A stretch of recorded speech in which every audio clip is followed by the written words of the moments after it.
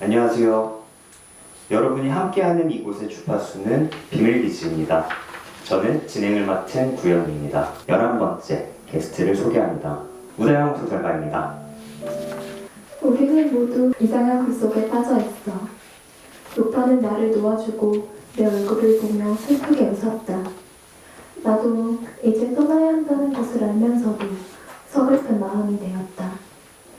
나는 내가 감은 눈을 뜨고 쏟아지는 저 세계의 빛을 보면 이 꿈이 단숨에 끝날이라는 것을 알았다. 한낮의 오후 때는 잔디밭에서 책을 읽다가 어머니와 아버지의 무릎을 베고 잠든 7살 소녀로 돌아가리라는 것을 알았다. 처음 몇 초간은 눈을 깜빡이며 내가 이미 살았던 인생의 소중한 순간들을 되새겨보겠지만 이내 모든 걸 잊고 아직은 세상의 비밀과 진실을 모르는 아이가 되리라는 것을 알았다. 미래에 대한 호기심과 두려움을 안고 그러나 알쏭달쏭한 기시감 속에서 살아가리라는 것을 알았다. 나는 이제 그 세계의 빛보다 먼저 희미하게 흘러들어오는 부모님의 목소리를 듣는다. 꿈을 꾸고 있는 어린 딸을 바라보며 이 조그만 아이가 어떤 비밀을 간직한 여자로 성장할지, 성장한 후에 오늘 오후의 이상한 꿈과 재밌게 읽었던 책과 어린 시절 전부를 어떤 신비로운 모습으로 기억할지 궁금해하는 대화를 듣는다. 아이가 가지는 특별한 운명이 어떤 불가이한 모습으로 다가와서 인생의 한 부분을 차지할지, 그 인생의 알 수 없는 미로 속에서 어떻게 아이가 놓치지 않고 사랑을 발견할지, 그것을 발견한 즐거움으로 얼마나 행복해질지 그려보는 어린 부모의 순수한 사랑을 느낀다. 그러나 나는 이 모든 걸 아직 모르는 채로 살아갈 준비를 하며 오래된 마법처럼 잠에서 깨어난다. 네, 안녕하세요. 우다영입니다. 정말 소순들 분위기가 좋네요. 얼마 안 됐죠? 앨리스 하고 부르면 이 출간되고 어땠는지 두 번째 책이기도 한데 지금 오늘날 상황도 그렇고 해서 이게 밤의 징조와 연인들 때와는 좀 다른 방식으로 실감이 날 것 같아요. 책을 이제 어떻게 내는지 한번 내봐서 이번에는 이제 그렇게까지 막 엄청 떨리거나 그러지 않을 줄 알았어요. 그래서 막 준비하는 기간도 꽤 길었고 그래서 어떻게 나올지 다 기간이나 그 상황을 다 알고 있었는데 이걸 딱 책이 나왔다 출판사에 도착했다고 연락이 왔을 때 제가 바로 뛰쳐나갔거든요. 네, 출판사로 가서 문학과 지성사로 가서 받으러 갔어요. 갔는데 책이 이제 보라색 보시면 알겠지만 첫 번째도 보라색, 두 번째도 보라색인데 조금 더 주술적인 보라색이 됐어요. 네, 그래서 이게 쌓여있으면 한번 집에서 쌓아보실 수 있는 분들은 쌓아보시면 좋은데 진짜 막 신비로워요. 막 굉장히 뭔가 일어날 것 같고 잘 판다. 네네. 한 10권씩 사시면 그래서 그게 일단 너무 보자마자 너무 좋더라고요. 그래서 그냥 제가 가지고 있는 책들을 집안 곳곳에 그냥 놔뒀어요. 그냥 지나가다 잘 마주치라고. 어디는 여기가 보이게 하고 어디는 여기가 보이게 하고 어디나 엎어놓고 뒤집어놓고 해서 이렇게 바라보고 싶은 곳을 바라보면 볼 수 있는 것으로 네, 살아가고 있습니다. 우연인지 필연인지 두 권의 책이 다 보라색이잖아요. 거의 뭐 소울 컬러가 아닌가. 지금으로서는 다음 책도 뭐 찐보라, 뭐 약간 형광보라니까 연보라 이런 식으로 갈까 생각을 해봤는데 사실 두 번째 것은 파란색으로 내보고 싶었어요. 짙은 파란색 그 팬톤 블루라고 있어요. 검색해보시면. 그래서 그런 식으로 했는데 이 앨리스도 그렇고 창호도 그렇고 다들 알아서 다 보라색으로 해주시더라고요. 그냥 보라색 느낌인지. 그래서 나오고 보니까 또 너무 잘 어울려서 제 물건 중에도 보라색이 많거든요. 워낙 보라색으로 이제 다 선물을 보라색으로 주셔서 네, 근데 너무 좋습니다, 사실. 첫 번째 코너입니다. 서너 개의 단어로 된 사전. 뭐 잘 편집하면 잘 나올 거예요. 첫 번째 키워드는 집콕. 너무나도 지금 시대에 걸맞는 키워드가 아닐까. 저랑 같은 상태이실 텐데. 네. 그래서 작가님은 지금 집콕을 하면서 어떤 부분에 가장 많은 시간을 쓰시는지. 일단 제가 어제 일이 끝났어요. 네. 그래서 어제까지는 일만 소설을 썼다. 네네. 내일부터는 아닙니다. 내일부터 네. 새 사람 아니 세 사람이 뭐예요?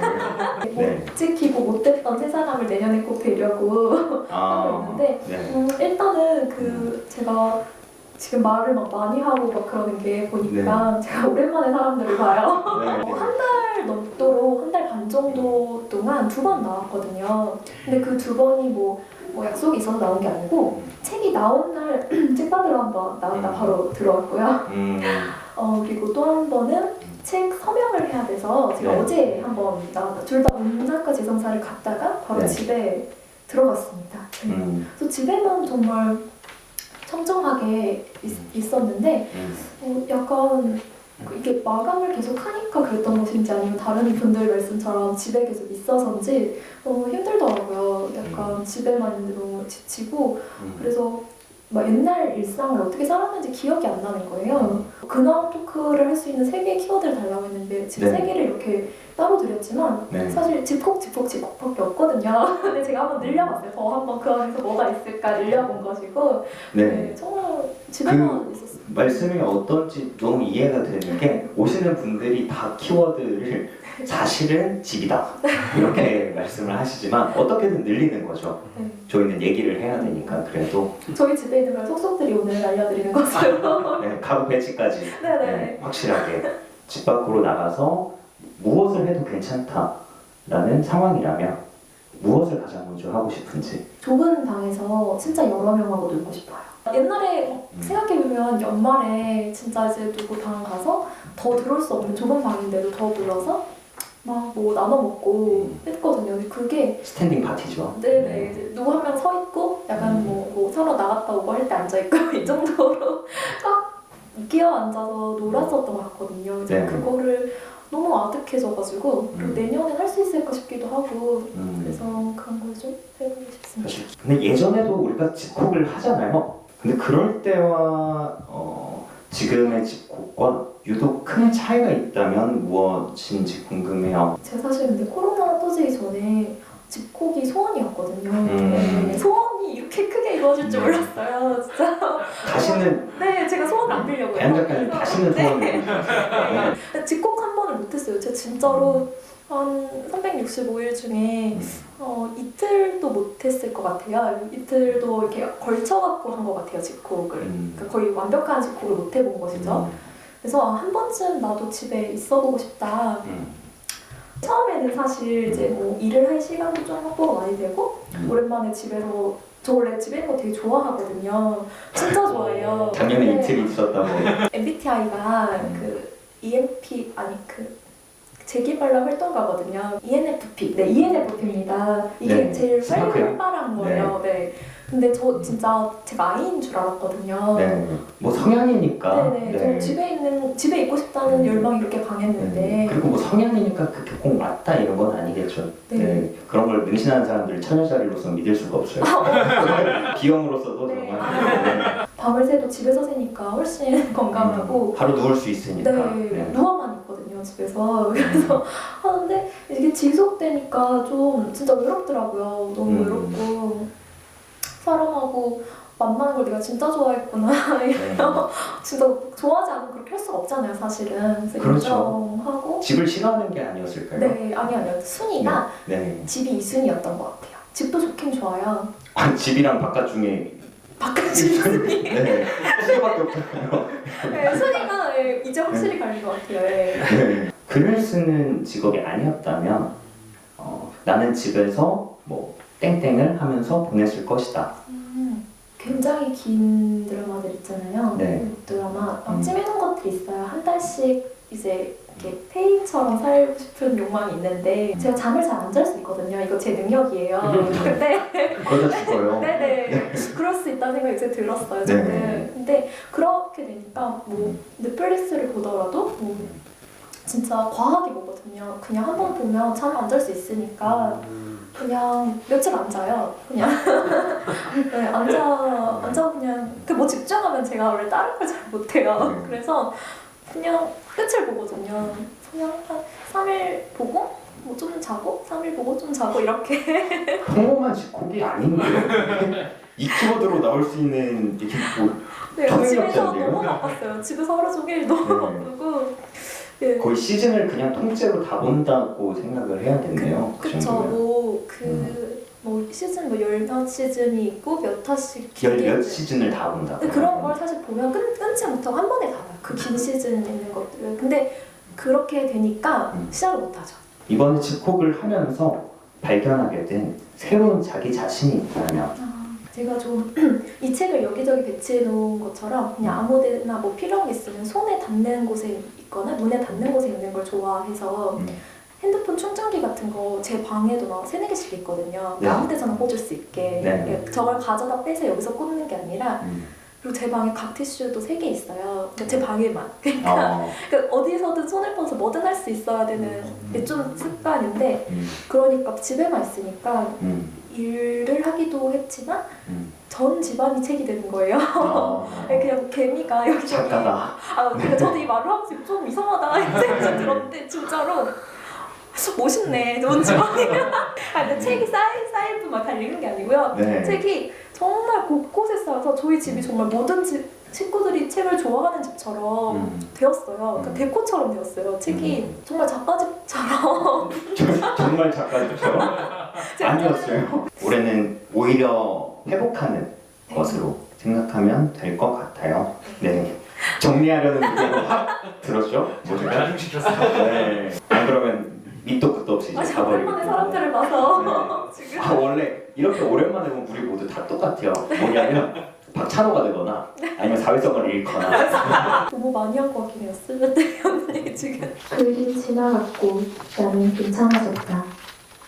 어느 늦은 밤 뜨거운 물로 샤워를 하고 서늘한 가죽 소파에 앉아 바닷속 전경을 고요하게 따라가는 한 다큐멘터리를 보다가 나는 내가 그 일로부터 빠져나왔다는 사실을 깨달았다. 화면 속 다이버들의 머리 위로 한 마리 커다란 쥐 가오리가 나타나 검은 그림자를 들이우며 느리고 우아하게 헤엄치고 있었다. 아쉬운 마음에 한 다이버가 손짓해보지만 쥐 가오리는 부드러운 가슴 지느러미를 펄럭이며 점점 더 멀어졌다. 해수면 아래로 쏟아지는 환한 햇살 속에서 카메라를 등지고 떠있는 다이버의 천천히 흔들리는 어깨를 바라보다가 나는 문득 그와 스쿠버 다이빙을 했던 여름의 여행을 떠올렸다. 그는 물속에서 등에 20kg이 넘는 산소통을 메고 있었다. 입에서는 생명력으로 끓어오르는 듯한 하얀 기포가 정말 끊임없이 솟아오르는데 우리는 그 무서우면서도 아름다운 숨의 모양과 얇은 수경 너머로 서로의 눈을 볼 수 있었다. 잘못 봤거나 어쩌면 서로가 보내는 표현과 기색의 의미를 오해했을지도 모르는 웃거나 놀라거나 장난스럽게 찡그리는 모습, 편안하게 눈을 내리감는 모습, 그리고 기다리며 언제나 다시 눈을 뜨는 모습을 볼 수 있었다. 동행한 전문 다이버가 알려주었기 때문에 우리는 멀리 보이지 않는 물속에 상어 부리가 있다는 것을 알고 있었다. 하지만 이상하게도 조금도 두렵지 않았다. 상어가 있는 것을 믿지 않은 것이 아니라 오히려 그것이 어딘가에 도사리고 있다는 사실을 지극히 당연하게 느껴졌다.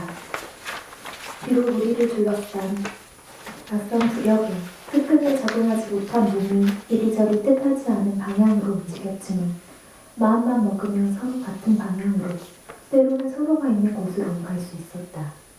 나는 그런 기억을 행복하게 떠올렸고 그것이 나를 놀라울 만큼 평온하게 만들었다.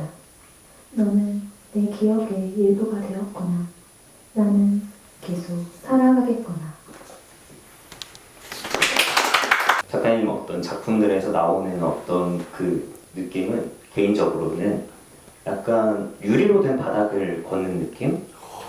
박수 한번. 두 번째 키워드는 쇼미더머니. 무슨 생각으로 이것을 보내신 건지. 이게 3개 키워드 중에 하나예요. 굉장히 중요한.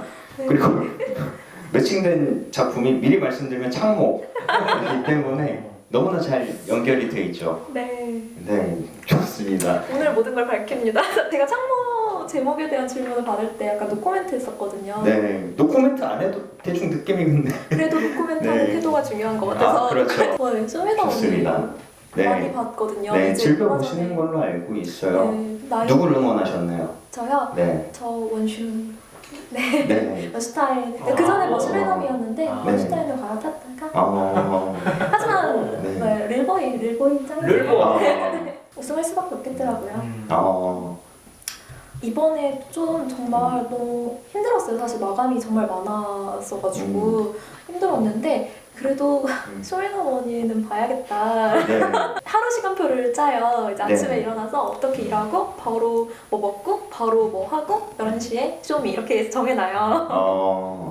그래서 이제 생각을 돌이켜보니까 제가 1부터 9까지 다 봤거든요. 네, 정말 역사를 왔습니다. 키웠죠. 네. 제가 되게 힘든 시기 때, 마감으로 힘든 시기 때 글을 많이 써야 될 때나 글이 잘 안 풀릴 때 쇼미더머니를 보게 됐더라고요. 그래서 어떤 소설을 보면 쇼미더머니 어떤 시즌이 떠오르고 어떤 쇼미더머니의 클립을 보면 어떤 소설이 떠오르고 거의 불화일체 상태로 쇼미더머니가 굉장히 마감하고 저한테는 진짜 붙어있는 단어들이거든요. 네. 그래서 이제 이번에도 이번 쇼미더머니 9과 붙어있는 소설들이 좀 있죠. 그래서 이번에도 쇼미더머니를 열심히 봤습니다. 질문으로 생각해온 걸 대답을 다 하셨어요. 그렇게 단순하게 짜오시면 어떡해요? 제가 질문 드릴까요?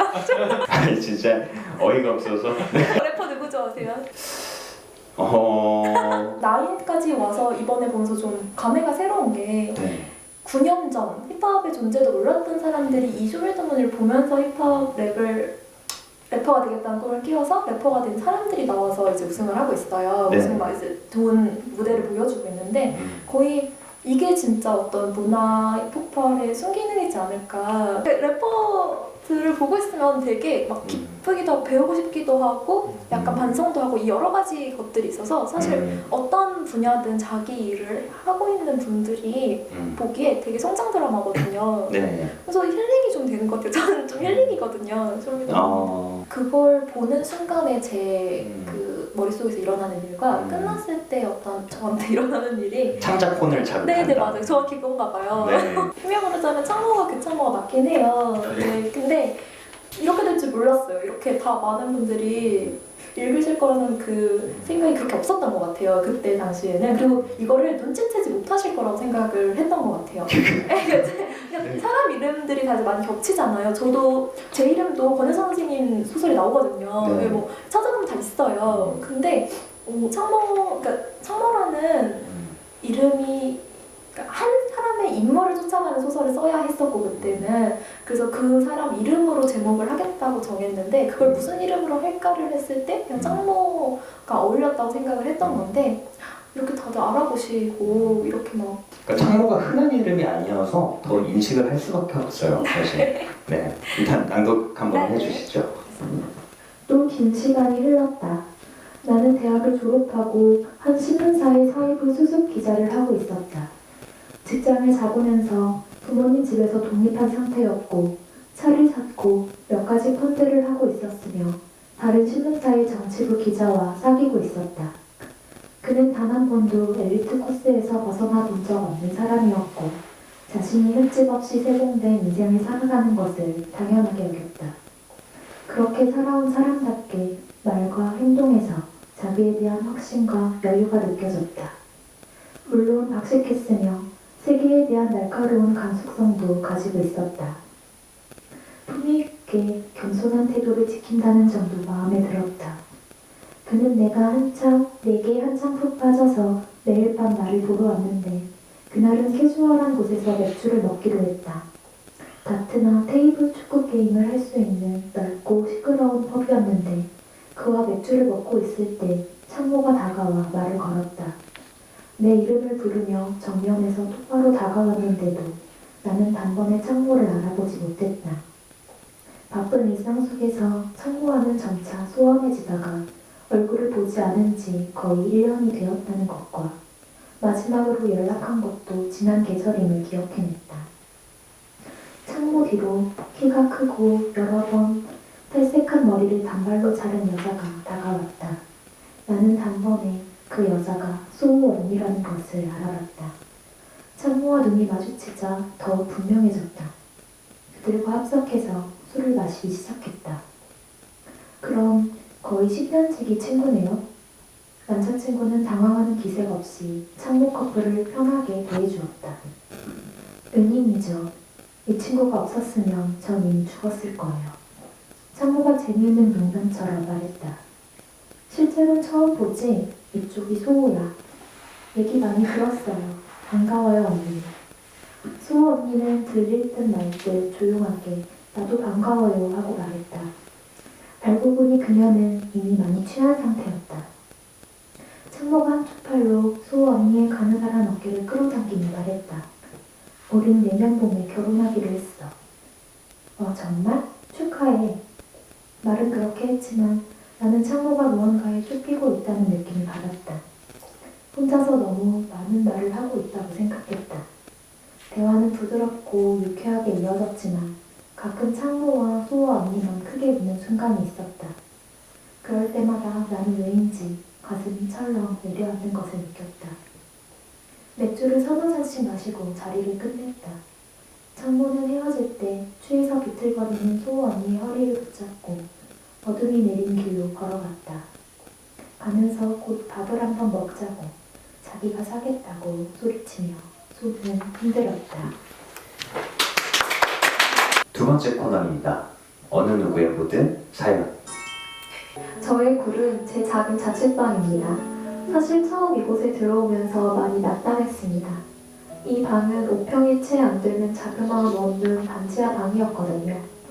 월세를 아끼기 위해 전세를 급하게 구한 터라 들어온 집이지만 앞으로 이곳에서 2년을 살 생각에 참으로 막막했지요. 근데 참 정이라는 게 무섭더군요. 절대 정을 붙이지 못할 것 같은 이 집도 계속 살다 보니까 어느덧 내 집 같더라고요. 이 집만의 장점을 찾고 또 나름대로 이것저것 꾸미다 보니 현재는 어느새 지친 제가 언제든 잠들 수 있는 완벽한 보금자리가 되었답니다. 그리고 올해 7월이면 드디어 계약이 끝난답니다. 그간 돈도 많이 모아서 더 넓은 집으로 이사도 갈 예정이에요. 조금은 시원섭섭하지만요. 어떻게 보아도 굴이라는 이름과 너무나도 어울리는 제 반지하 자취방과 그곳에서 잠시나마 보냈던 제 청춘의 흔적들에게 그동안 고마웠다고 인사를 전하고 싶어요. 자취해본 적이 있으신가요? 저 없어요. 네. 꿈이에요. 근데 또 이제 꿈만 꾸면 네. 더 하게 되는 것 같아서 네. 자취 꼭 해보고 싶습니다. 나 혼자 산다. 너무 해보고 싶습니다. 어, 이거 너무 이해가 되는 게 저는 이제 자취를 못하지만 제 방이 이제 저의 공간인 거잖아요. 네. 물론 여기저기 온 지방에서 글을 쓰거나 뭐 생활을 하지만 저도 이렇게 제 방을 제가 정들게끔 꾸몄어요. 예전에 한번 뭐 자랑한 적이 있었던 것 같은데 제가 벽면에 페인트를 칠한 적이 있거든요. 네. 제가 어두운 색을 좋아해요. 이거 다 어둡잖아요, 조금. 근데 먹색으로 너무 칠하면 한쪽 면을 먹색으로 칠하면 수면에도 좋고 그 작업에도 좋다는 거예요. 그래서 제가 집을 안 꾸며서 글을 마감을 못했나 해서 마감 이거 뭐 다 제쳐놓고 갑자기 페인트 칠을 시작했어요. 제가 혼자 다 칠했는데 팔을 몇 주 못 들었어요. 그 칠하고 부럽습니다. 저 나 혼자 산다 한 번을 못 해봤는데 더 좋게 산다로 가셔서 저 이렇게 오래 살다 나가면 좀 마음이 서운할 것 같기는 해요. 좀 사진을 찍어두셨겠지만 아마 찍어두시지 않으셨을까요? 좀 그러실 것 같아요. 네, 공간을 좀 찍어두면 나중에는 저도 예전에도 이사를 몇 번 가봤었는데 예전 집들 거의 잘 기억이 안 나더라고요. 그래서 좀 남겨둘 걸 하는 생각이 어떤 공간에 대한 이미지가 그 한 시절을 아예 통째로 담는 것 같아요. 제가 뭐 이사를 다닐 때도 그렇고 그 공간 사진만 봐도 왠지 그때 기억들이 쫙 다시 파노라마처럼 이렇게 펼쳐지잖아요. 네. 처음에는 뭐 마음에 들지 않으셨더라도 결국에는 의미가 있는 시간으로 남지 않을까 싶습니다. 정리 잘했죠? 너무 잘했어요. 오늘 뭐 마지막으로 소회 한번 밝혀주시고 네. 제가 책을 내고 처음 만나는 자리예요. 여기 비밀기지가. 그래서 사실 오늘 저도 이전에 올해 한해 작년에도 많은 행사들을 했지만 오늘 행사를 제가 많이 기다렸거든요. 좀 기대하고 와서 되게 만나고 싶은 마음으로 두근거리면서 온 라이브 북토크였기 때문에 저는 너무 기쁘고 들떠서 많은 말을 해서 지금 만족스럽고요. 네. 함께 해주셔서 정말 감사드리고 책을 지금 많은 분들 읽어보셨는지 모르겠지만 제가 좀 좋아하거든요, 이 책을. 그래서 많은 분들 해설까지 꼭 다 읽어주셨으면 좋겠습니다. 이런 적극적인 홍보 아주 네. 좋습니다. 마지막으로 네. 엔딩 작품을 읽으면서 저희가 마지막 인사를 드릴게요. 네. 나는 바닷속 전경을 고요하게 따라가는 한 다큐멘터리를 보다가 내가 그 일로부터 빠져나왔다는 사실을 깨달았다. 그 일은 지나갔고 나는 괜찮아졌다. 다큐멘터리는 다이버들이 특히 좋아하는 일본군과 미군의 격전지였던 남태평양의 바다로 흘러간다. 맑고 투명한 물속에서 물고기들과 함께 일본군의 야포를 구경할 수 있다. 폭격으로 파괴된 일본군 정찰기에서 멀지 않은 곳에 동체가 부러지고 꼬리가 잘린 채 녹슬고 있는 제이크 수상의 비행기도 가라앉아 있다. 그것은 1944년에 격추된 것으로 탑승했던 3명의 조종사는 그 자리에서 모두 사망했다. 천국처럼 보이는 그곳에서 70여 년 전 생과 사를 넘나드는 전투가 2달이나 지속되었다.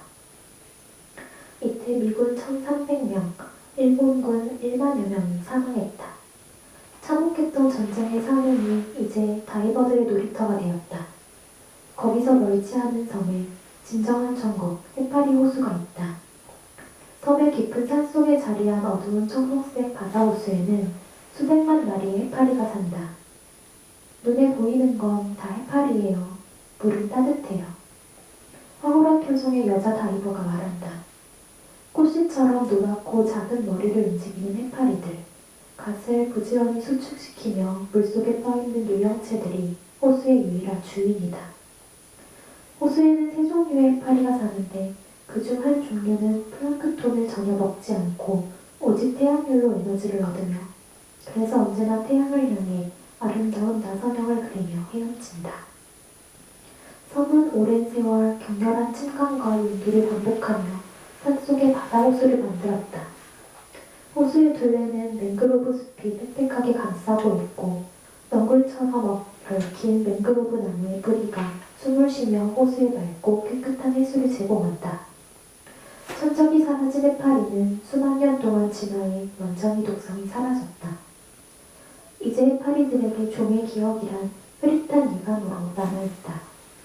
종의 다른 가능성을 모르는 무고하고 아름다운 해파리들이 다이버들의 팔과 다리에 말랑말랑한 배와 가슴과 목덜미에 와닿는다.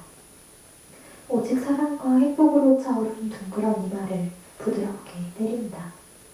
손톱만 하거나 때로는 주먹만한 크기의 해파리들은 마치 사람의 육체를 통과하려는 의지만 남은 무해한 영혼들처럼 보인다. 해파리 떼에 둘러싸인 다이버들은 어떤 이유에선가 그들이 오래전에 알고 있었던 아마도 우주 바깥에서부터 간직해온 선한 마음을 떠올리지만 그저 자연의 균형이 만들어낸 경이로운 순간에 천천히 압도된다.